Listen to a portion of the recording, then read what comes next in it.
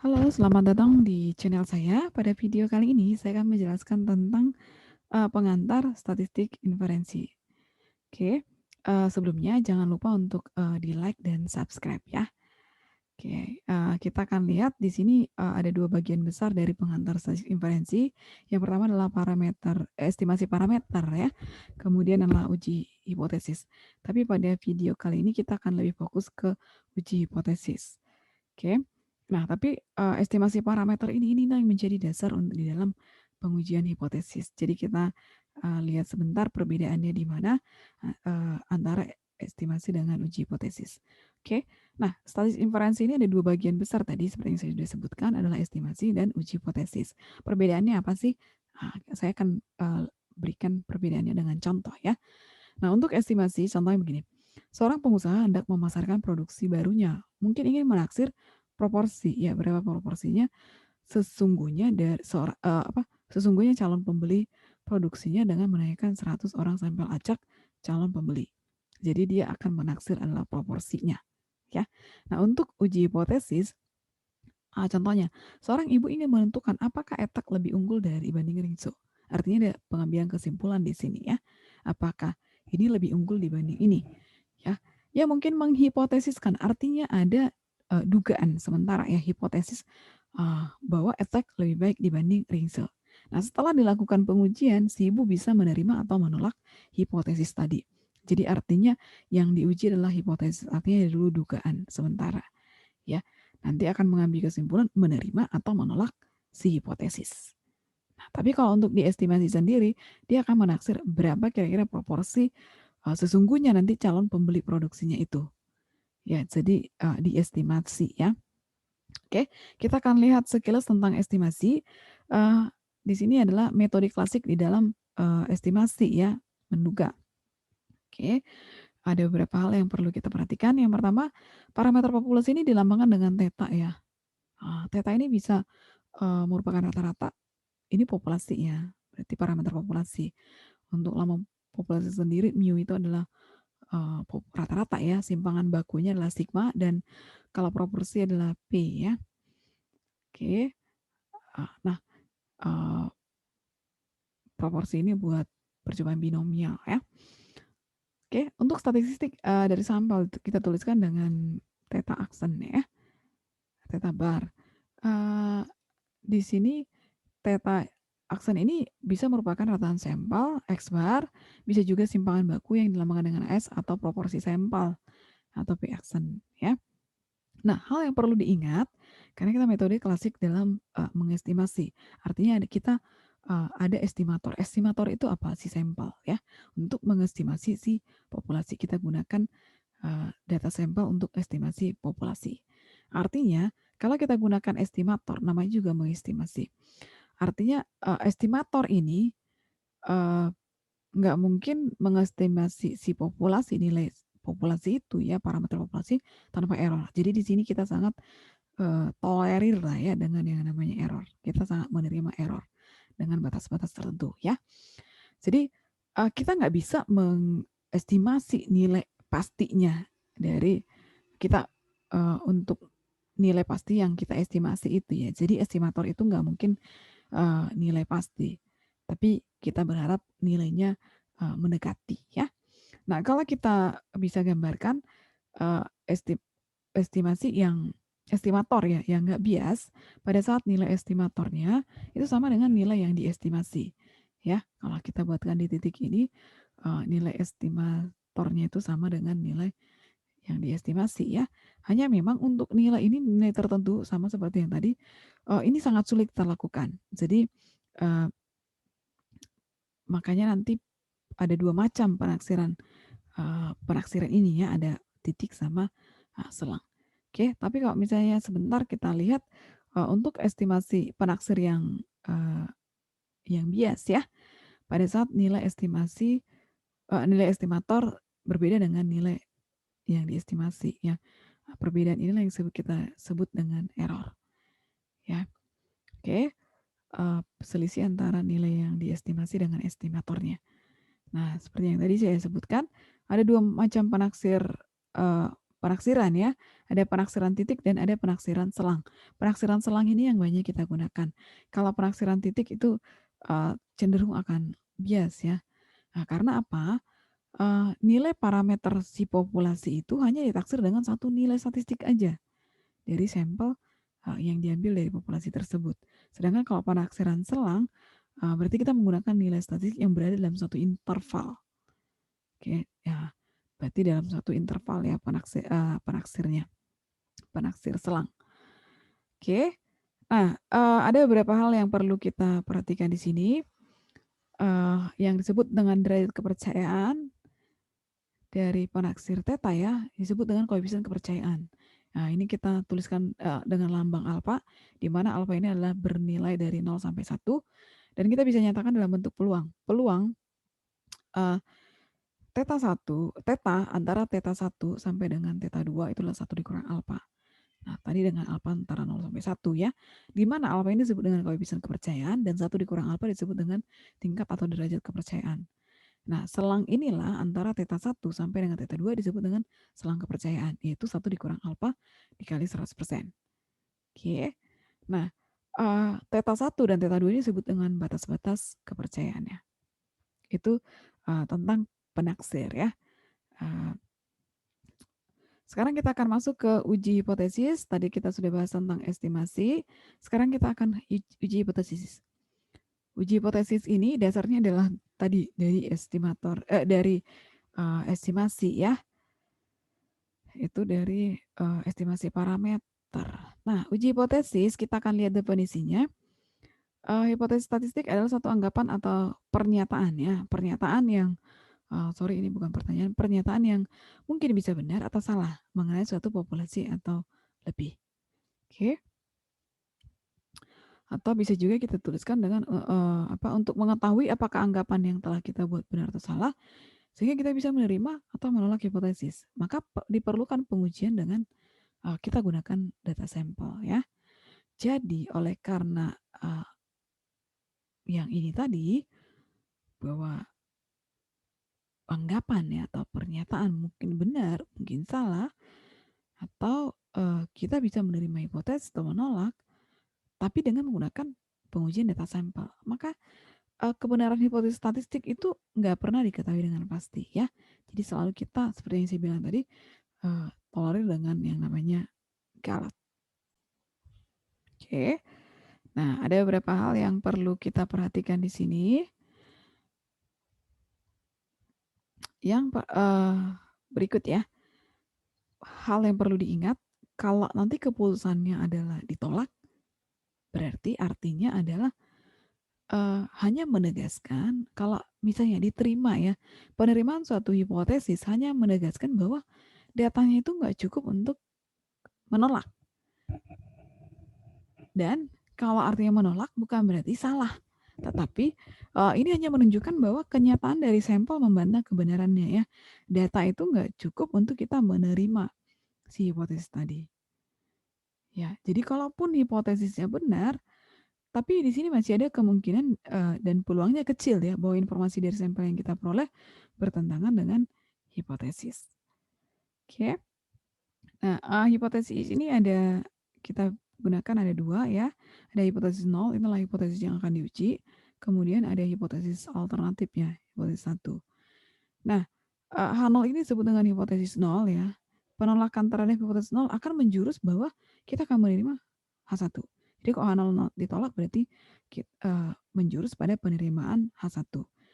Oke, kalau H0 diterima berarti H0-nya diterima ya, H1-nya ditolak. Oke, coba perhatikan di sini perumusan resmi suatu hipotesis sering dipengaruhi oleh bentuk peluang kesimpulan keliru ya. Kalau peneliti itu ingin mencari dukungan yang kuat terhadap suatu dugaan, dia berusaha untuk menempatkan dugaannya dalam bentuk penolakan hipotesis. Oke, perhatikan. Kalau peneliti ingin mencari dukungan yang kuat terhadap dugaan, oke, dia berusaha menempatkan dugaannya dalam bentuk penolakan hipotesis. Ya. Nah, contohnya bila peneliti dalam bidang kesehatan misalnya ini menunjukkan kenyataan yang kuat bahwa minum kopi itu menaikkan risiko terkena kanker. Maka hipotesis yang diuji seharusnya berbentuk si H0 tadi. Tadi H0 itulah hipotesis yang diuji ya. Jadi yang diuji adalah H0 yang diuji tidak ada kenaikan risiko terkena kanker akibat minum kopi. Atau kalau misalnya dalam bahasa sederhananya, kalau misalnya kita mau gunakan dia di dalam bentuk H0 lah ya, misalnya karsinogen lah ya. Nah, misalnya H0 berarti karsinogen, kita bisa buatkan karsinogen peminum kopi lah ya. Misalnya kita setting ada kelompok peminum kopi dan tidak minum kopi ya. Karsinogen misalnya kok cancer lah ya, berarti zat karsinogen dalam tubuh. Karsinogen di dalam uh, peminum kopi lah ya. Karsinogen peminum kopi sama ya. Peminum kopi berarti sama dengan karsinogen tanpa peminum kopi. Nah, ini yang kita tetapkan di H0. Oke. Nah, tadi kan kalau dia ingin mencari dukungan yang kuat terhadap satu, ini menempatkan dugaannya dalam bentuk penolakan hipotesis 0. Maka H1-nya misalnya dari setelah dapat misalnya dari informasi atau sumber yang terpercaya gitu ya. Oke. Karsinogen H1-nya berarti oke, sepertinya dugaan dia kan bahwa meminum kopi itu menaikkan resiko terkena kanker. Berarti boleh dibuatkan karsinogen peminum kopi lebih besar dari karsinogen yang bukan peminum kopi. Nah, dia akan tempatkan H1 di sini. H0 itu tujuannya adalah untuk ditolak ya. Maksudnya enggak memihak dari dugaannya si peneliti ya. Baik itu dia memiliki teori yang kuat untuk ke sana. Jadi itu ditempatkan kalau misalnya dia memiliki dugaan yang kuat untuk satu pihak gitu ya, maka ditempatkan di H1. H0 itu adalah tidak memihak ya. Jadi berusahalah untuk menempatkan dugaan itu dalam penolakan H0. Oke. Nah, kita akan lihat contohnya. Pengujian hipotesis bahwa satu jenis vaksin baru lebih efektif mencegah penyakit AIDS ya. Maka rumusan hipotesisnya berarti adalah tadi H0 itu nggak memihak ya. Berarti vaksin baru itu misalnya ya. Ini mau mau melihat vaksin baru ini efektif nggak, lebih efektif nggak ya. Harusnya diciptakan vaksin itu kan kayak sekarang nih, corona, vaksin COVID. Berarti dia untuk lebih meningkatkan kekebalan tubuh terhadap COVID ya, virus COVID ya. Nah, berarti hipotesis 0 kita tempatkan bahwa vaksin COVID, misalnya mau dilihat daya tahan tubuh misalnya, vaksin COVID, sama dengan vaksin,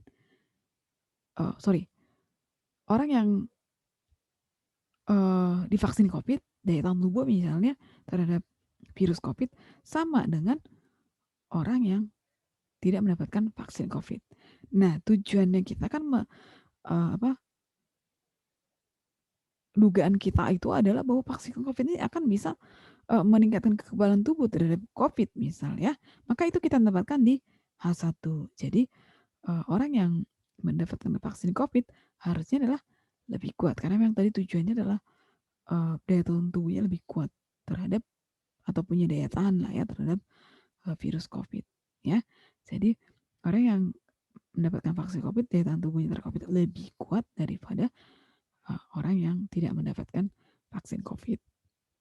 Gitu ya. Jadi ditempatkan H1 itu adalah dugaan kita itu. Ya, dugaan kuat kita. Tapi bukan insting ya, tapi harus berdasarkan dukungan-dukungan yang kuat baik dari teori ya ataupun dari data sampel. Oke. Nah, kita akan lihat untuk galat dan dari penolakan hipotesis. Nah, keputusan menolak atau menerima hipotesis 0 mengandung satu ketidakpastian. Tadi dasarnya kenapa ada ketidakpastian? Karena kita menggunakan data sampel ya untuk mengestimasi data populasi.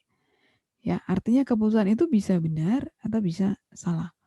Nah, ketidakpastian inilah yang menimbulkan suatu galat atau kesalahan. Oke. Nah, ada dua jenis galat ini. Ada tipe 1 dan tipe 2. Apa sih tipe 1? Kita akan lihat.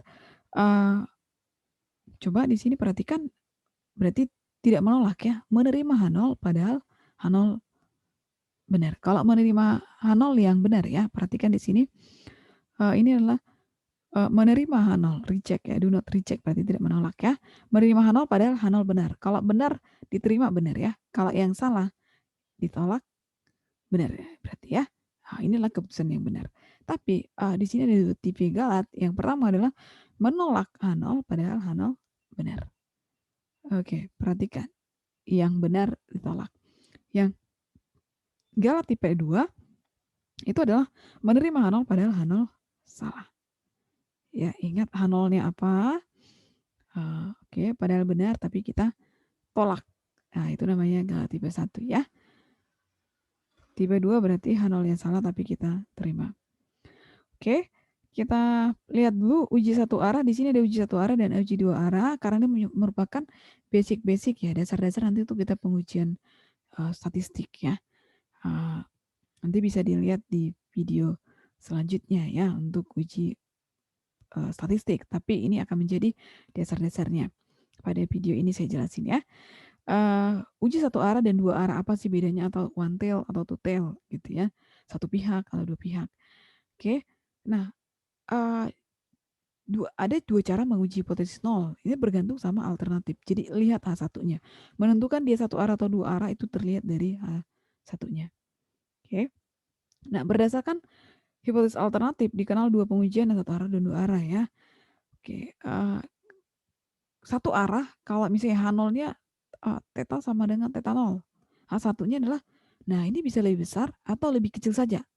Nah, jadi nanti kita perhatikan kalau misalnya saya gambarin ya di sini. Nah, kalau misalnya dapat dari manakah ini daerah untuk menentukan daerah penerimaan penolakan. Tadi ingat untuk uji menentukan satu arah dua arah kita lihat dari H0 dan H1. Misalnya H0. Oke, kita sebutkan contohnya, kita mau hipotesis, ingat perhatikan di sini kita mau mengambil keputusan untuk populasi. Jadi lambangnya semua adalah untuk lambang populasi ya. Oke, misalnya mu sama dengan contoh ya, masuk suatu universitas nilai populasinya rata-rata misalnya adalah 70. Oke, H1-nya kita mau uji apakah masuk suatu universitas A ya, apakah H0-nya lebih besar gitu ya, lebih besar. Maka H1 itu berarti perhatikan di sini H0 sama dengan H1 lebih besar. Nah, ini berarti penolakan H0 hanya ada di sebelah kanan gitu ya. Nah, lebih besar dari 70 gitu ya. Oke, mu-nya misalnya di sini 70, maka di sinilah inilah yang disebut daerah penerimaan. Ini dapat dari mana? Inilah dari estimasi ya. Daerah penerimaan H0, perhatikan di sini daerah penerimaan H0, dari sinilah daerah penolakan H0. Oke, ini daerah penerimaannya, yang ini daerah penolakan, yang ini adalah daerah penerimaan, yang ini kalau diarsir. Nah, yang menentukan dia satu pihak dua pihak ini terlihat dari sini. Kalau saya buatkan H1-nya mu tidak sama dengan 70, nah berarti ada dua pihak, nanti akan ada di kiri dan kanan. Oke. Nah, tapi ini daerah penolakan ini yang disebut dengan alfa. Nah, oke, ini daerah penerimaan berarti 1 dikurang alfa ya. Oke, nah kalau misalnya dua pihak berarti ini alfanya kita bagi 2. Oke, kalau dua pihak seperti yang di sini berarti kiri dan kanan ya. Maka di sini adalah alfa tadi, di sini alfa. Tapi karena dia kita menggunakan alfa 1 ya, alfa aja ya. Maka di sini karena dia dua pihak ini jadi alfa per 2 ya. Nah, yang disebut dengan daerah penerimaan H0, sorry, inilah daerah penerimaan H0 ya. Ini adalah daerah penolakan. Daerah penolakan. Ingat daerah penolakan ini adalah H0. Yang di sini juga adalah namanya daerah penolakan H0. Oke, ini dasarnya dari mana? Inilah untuk di parameter estimasi ya, kenapa muncul ini. Dari nilainya dari daerah penolakan itu, daerah penerimaan itu adalah dari, kalau di sini dua arah berarti alfa per 2 sampai dengan tergantung uji apakah Z, D ya, sampai alfa per 2. Sorry, ini dari minus alfa per 2 sampai dengan alfa per 2 di sini ya. Oke, daerah penolakannya berarti lebih kecil dari min alfa per 2 sampai dengan nilai uji lebih besar, lebih kecil dari min alfa per 2 nilai ujinya ya. Daerah penolakannya juga lebih besar dari alfa per 2. Oke. Nah, kalau digambarkan ini tadi ya, satu arah, dua arah itu ditentukan dari H1-nya. Oke, bisa lebih kecil, bisa lebih besar, itu satu arah. Kalau dua arah berarti tidak sama dengan ya. Itu untuk dua arah. Nah, daerah penolakan itu bergantung pada nilai kritis tertentu berdasarkan alfa yang dipilih sebelumnya tadi yang saya jelasin ya. Nah, kalau kita gambarkan di sini daerah penolakan yang ini, daerah penerimaan ini satu dikurang alfa inilah alfa. Berarti ini kalau misalnya kita pakai uji Z ya, berarti min Z alfa per 2. Daerah penolakan itu berarti lebih kecil dari min Z alfa per 2. Kalau misalnya dia penolakan sayap kanan ya, atau uji satu arah kanan, ini yang kiri. Oke, berarti daerah penolakannya ada di lebih besar dari Z alfa. Daerah penerimaannya adalah lebih kecil dari Z alfa ya. Oke, untuk dua arah bisa digambarkan dalam bentuk seperti ini. Ini alfa per 2, daerah penerimaannya berarti dari kalau di sini Z ya, boleh tergantung statistik ujinya ya. Kalau T atau T boleh ya. Berarti daerah penerimaannya antara min Z alfa per 2 sampai dengan Z alfa per 2, daerah penolakannya lebih kecil dari min Z alfa per 2, daerah penolakan satu lagi adalah lebih besar dari Z alfa per 2. Oke. Nah, langkah-langkahnya untuk pengujian hipotesis, yang pertama, perhatikan, ini harus kita tentukan dulu rumusan hipotesisnya. H0, H1-nya apa. Karena ini yang menjadi dasar utama kita ya, jangan sampai lupa merumuskan H0, H1. Nanti kesimpulannya H0 ditolak, nggak tahu H0-nya apa. Gitu ya. Nah, kemudian kita harus tentukan signifikan nilai alfa, tingkat signifikansi alfa yang digunakan ya. Tergantung alfanya berapa. Kalau penelitian sosial defaultnya adalah 5%. Kalau untuk contoh ya, untuk di laboratorium bisa lebih kecil di 0,01 ya. Kemudian yang ketiga kita tentukan nilai kritis berdasarkan apa itu tadi si Z, kalau di situ tadi Z alfa per 2-nya berapa, min Z alfa per 2 berapa. Kemudian kita tentukan statistik ujinya yang cocok untuk menguji hipotesis Z.